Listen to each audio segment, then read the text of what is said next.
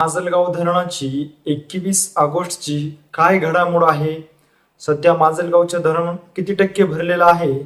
पाण्याच्या आवकमध्ये कुठला काही बदल झाला आहे का? धरणाची पाणी पातळी फुटामध्ये कुठपर्यंत पोहोचलेली आहे?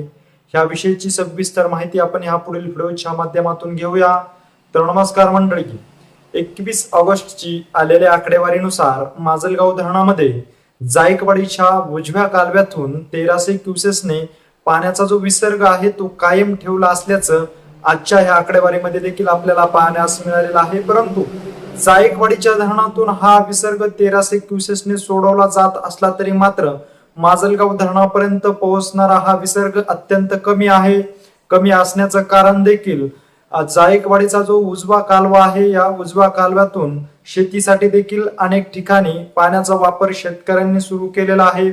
याचबरोबर जायकवाडीच्या धरणातून 1300 क्युसेसने जरी पाण्याचा विसर्ग केला असला तरी मात्र जायकवाडीच्या उजव्या कालव्यावर अनेक ठिकाणी गेट आहेत. या गेटच्या मार्फत कालव्याची क्षमता पाहून पाण्याचा विसर्ग जो आहे तो टप्प्याटप्प्याने माजलगाव धरणापर्यंत पोहोचत आहे. त्यामुळे जायकवाडीच्या धरणातून 1300 क्युसेसने जरी पाणीचा विसर्ग सुरू असला तरी मात्र माजलगाव धरणामध्ये पाणी पोहोचेपर्यंत ह्या विसर्गामध्ये खूप मोठी घट होत आहे. आज आलेल्या ह्या आकडेवारीनुसार माजलगावचं जे धरण आहे ते 22.55% इतकं भरलं असल्याचं या आकडेवारीमध्ये सांगण्यात आलेलं आहे. आणि माजलगाव धरणाची फुटामध्ये जर पाणी पातळी पाहिली तर 70.60 इतकी फुटामध्ये पाणी पातळी सध्या झालेली आहे. मात्र माजलगावचं धरण जे आहे ते अद्यापही म्हणावं तेवढ्या क्षमतेने भरलेलं नाही. माजलगाव धरण क्षेत्रामध्ये पावसाने दडी मारल्यामुळे आता माजलगावचं धरण जे आहे ते जायकवाडीच्या येणाऱ्या पाण्याच्या विसर्गावरच अवलंबून आहे.